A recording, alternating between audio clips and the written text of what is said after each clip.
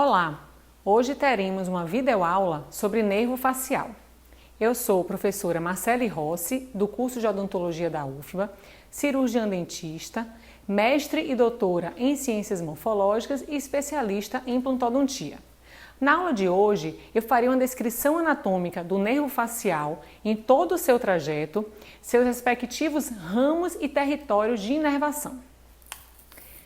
O nervo facial, ele é o 7º par craniano. O que quer dizer isso?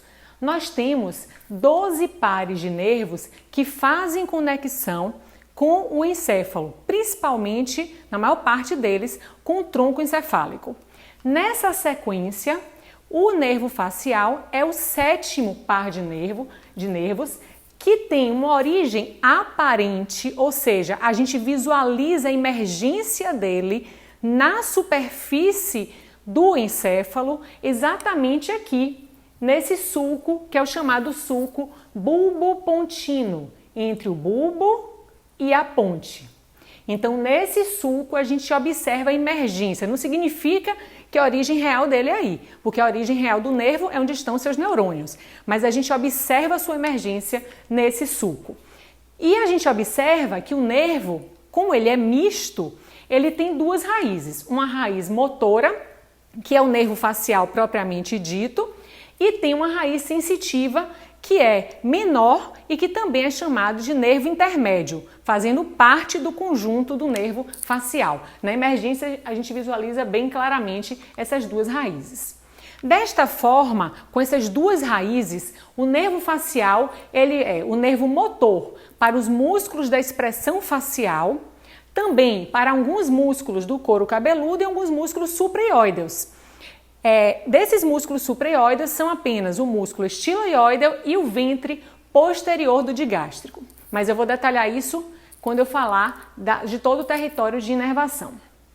Ele tem fibras secretomotoras, que vão levar inervação secretomotoras para as glândulas submandibulares e sublinguais, também para as glândulas lacrimais e para glândulas mucosas, que estão na mucosa nasal e no palato. E as fibras sensitivas do nervo facial não são fibras sensitivas gerais, são fibras sensitivas gustatórias que vão ser responsáveis pela gustação da língua e do palato. Esse é o trajeto completo do nervo facial. Então, após a emergência do sulco bulbopontino, ele vai seguir pela fossa craniana posterior, como a gente visualiza na imagem. Ele entra na parte petrosa do temporal, como a gente visualiza aqui. Aqui está representando a área onde está a parte petrosa do temporal. E essa entrada se dá pelo meato acústico interno. Assim que ele entra, ele vai formar um joelho, ou seja, uma dobra. Por parecer um joelho, a gente chama de genículo do nervo facial, para a seguir ele transitar por um canal que existe dentro da parte petrosa do temporal, que é o chamado canal facial. Esse canal ele fica exatamente atrás da orelha média e termina no forame estilomastoideo, onde o nervo facial vai emergir em direção à parótida e à face. Então, esse é o seu trajeto completo. Ao longo desse trajeto, a gente tem a formação de nervos. A maior parte, claro, na face. Então, eu vou agora falar sobre esses ramos que são formados no nervo facial. Nessa imagem aqui, a gente vê o nervo facial bem a região do genículo, ou seja, a dobra, e aqui o canal facial onde ele transita. Nesse genículo, nessa dobra, observem que existe uma área volumosa que é exatamente um gânglio. O que é gânglio? Aglomerado de neurônios sensitivos fora do sistema nervoso central. Então, eu tenho aqui um aglomerado de neurônios que é o gânglio geniculado do nervo facial. Esses neurônios são sensitivos gustatórios, porque como a gente viu em slides anteriores, as fibras sensitivas são apenas gustatórias no nervo facial. Desse gânglio surge o primeiro ramo do nervo facial, que é o nervo petroso maior. Então vejam que enquanto o nervo facial vai seguir pelo canal, esse ramo ele deixa o gânglio e segue aqui para frente na fossa craniana, passando aqui sobre o osso temporal.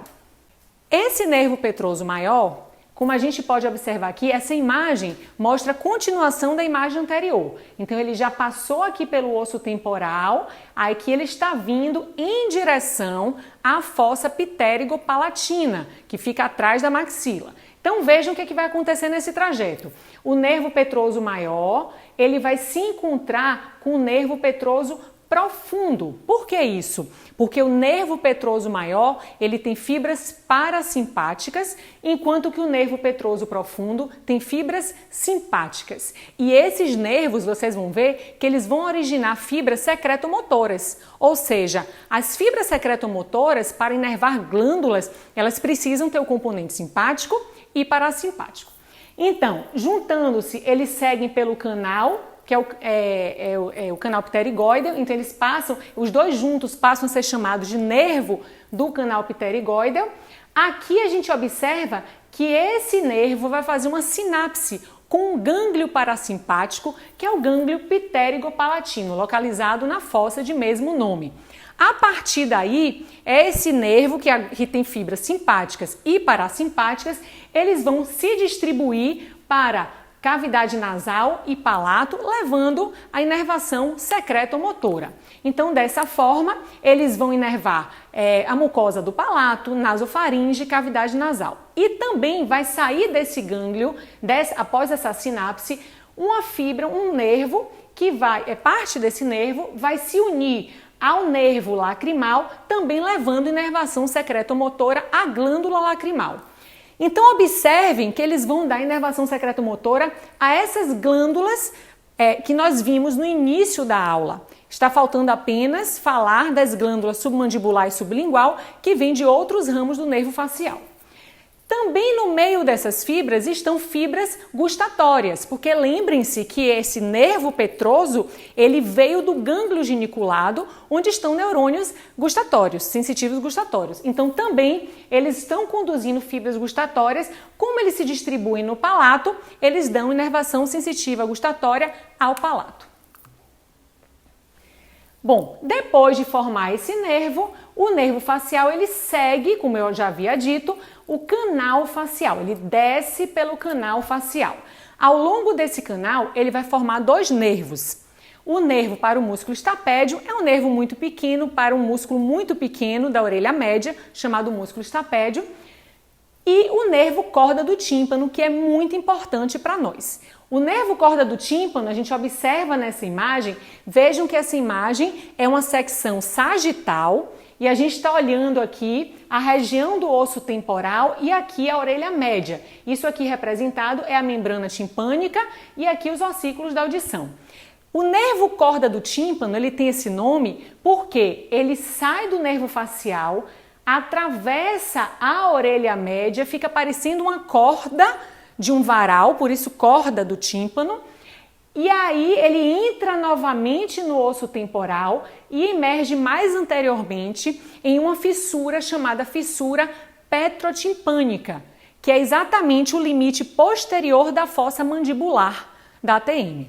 Então ele vai emergir mais à frente. Por que ele emerge mais à frente? Porque esse nervo ele vai alcançar o nervo lingual do trigêmeo, porque como ele vai para a glândula submandibular e sublingual e ele vai para a língua, ele vai aproveitar o trajeto do nervo lingual e seguir o mesmo caminho. Só que o nervo lingual do trigêmeo está levando fibras sensitivas gerais e o nervo corda do tímpano está levando fibras sensitivas gustatórias e fibras secretomotoras, mas eles vão caminhar juntos. Então aqui a gente observa a junção do corda do tímpano com o nervo lingual do trigêmeo. Essa é uma visão medial do ramo da mandíbula.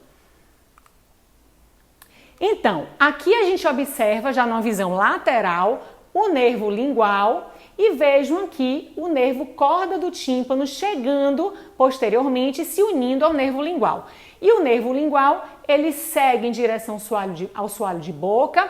Aqui a gente observa que as fibras do corda do tímpano que vão dar inervação secretomotora Antes, elas fazem sinapse com esse gânglio submandibular, que é um gânglio parasimpático.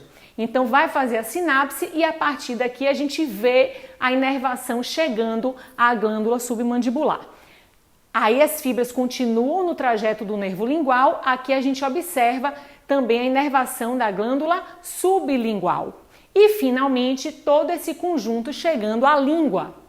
Por que tem esse esquema aqui? Porque a gente mostra que apesar de chegar, esse nervo, corda do tímpano, chegar junto com o lingual, eles têm origens diferentes, são fibras de diferentes nervos, um do trigêmeo e outro do facial. Sendo que as fibras que são do trigêmeo são responsáveis pela sensibilidade geral da língua, de dor, tato, pressão, temperatura, enquanto que as fibras do corda do tímpano são responsáveis pela sensibilidade gustatória. Isso tudo no corpo da língua. Na raiz da língua, a gente já tem outros pares cranianos fazendo essa inervação sensitiva. Então, depois de formar esses ramos do canal facial, nós vimos que o final do canal facial é exatamente o forame estilomastoideo, onde o nervo facial vai emergir em direção à parótida e à face. Quando o nervo facial emerge aqui, ele agora só vai ter fibras motoras. Então, aqui a gente vê um esquema mostrando o nervo facial após a emergência pelo forame estilomastoideo e a gente vê aqui a formação de uns ramos antes mesmo do nervo entrar na glândula parótida. A gente tem aqui o nervo auricular posterior e aqui inferiormente tem dois nervos, um que vai para o músculo, para o ventre posterior do digástrico, então o nervo para o ventre posterior do digástrico, e aqui um nervo para o músculo estiloioideo. Depois, o nervo facial adentra a glândula parótida, que a gente também observa aqui. Então aqui o auricular posterior. Esse auricular posterior, apesar de ir para o couro cabeludo, ele inerva músculos do couro cabeludo, como o músculo occipital e também músculos auriculares, porque lembrem-se que agora a gente só tem fibras motoras. Aqui a gente não consegue visualizar distintamente o músculo parodigástrico e o estiloioide, mas a gente consegue ver o início da formação deles. E a gente vê aqui, por transparência, a entrada do nervo facial na glândula parótida. Na glândula parótida, o nervo facial ele vai se dividir inicialmente em dois troncos. O tronco temporofacial superior e o tronco cervicofacial inferior. E ainda dentro da parótida, esses dois troncos eles vão se dividir nos ramos terminais do nervo facial, que são aqueles que vão se espalhar pela face e inervar os músculos da expressão facial. Sendo que do tronco temporofacial a gente vai ter a formação dos ramos temporais, eu falo no plural porque sai um ramo, mas logo se ramifica em vários ramos temporais. Depois temos o ramo zigomático ou ramos zigomáticos. E aqui uma parte dos ramos bucais. Do tronco cervicofacial também vamos ter a formação de parte de ramos bucais, o ramo marginal da mandíbula ou marginal mandibular e, por fim, o ramo cervical. Como essa divisão ela ocorre ainda dentro da parótida, a gente observa que dentro da parótida vai ter um verdadeiro complexo nervoso, que a gente chama de plexo intraparotídeo. E esse trajeto do nervo na parótida é passando mesmo no seu parênquima de uma maneira íntima, cruzando, atravessando todo o parênquima da glândula.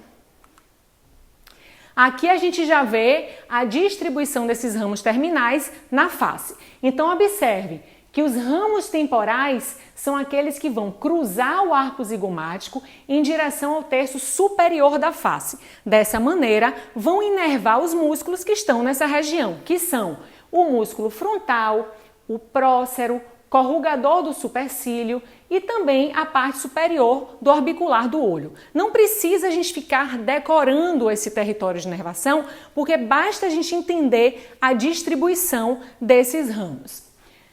O ramo zigomático ou ramos zigomáticos, às vezes ele pode ser um apenas, é um ramo mais fino de todos os ramos do nervo facial na face. Ele vai passar entre o ducto da glândula e o arco zigomático e ele segue basicamente para o músculo orbicular do olho, podendo também participar aqui da inervação de parte do músculo zigomáticos.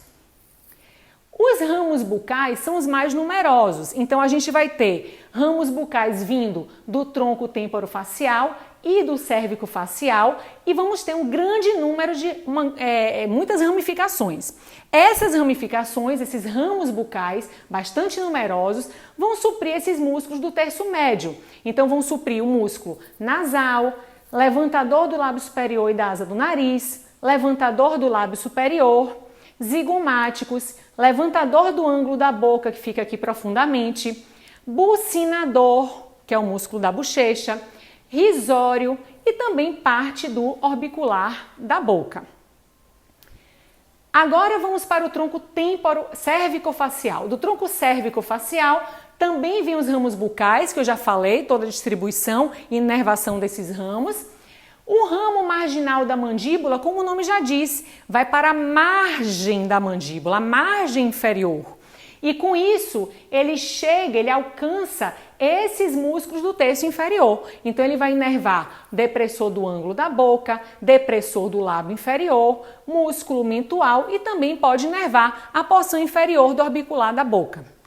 E por último, temos o ramo cervical, que vai para o único músculo superficial do pescoço, que é o músculo platisma. Aqui nós temos uma imagem, uma peça anatômica. Observem que para a gente identificar a divisão do nervo facial na parótida, a gente precisa remover a glândula. Na imagem anterior era um esquema de um atlas que a gente viu por transparência, mas na realidade a gente precisa remover delicadamente a glândula para que a gente consiga identificar essa divisão. Aqui, por exemplo, a gente observa os ramos temporais, ramos zigomáticos, aqui ramos bucais, vejam que são bem numerosos, eles passam aqui superficialmente ao corpo adiposo da bochecha. Aqui a gente vê o ramo marginal da mandíbula e aqui o início do ramo cervical. É muito difícil a gente encontrar uma peça com a dissecação de todos esses ramos, por causa da parótida e porque são ramos bastante finos e delicados e que estão no compartimento superficial da face. Aqui uma outra imagem, nessa imagem, também com a parótida removida, a gente identifica com mais facilidade os troncos, o tronco temporofacial e o tronco cérvico-facial. E aqui também as ramificações. Essa é a bibliografia sugerida, o Rossi 2017, onde vocês podem encontrar todo esse conteúdo. Obrigada e até a próxima!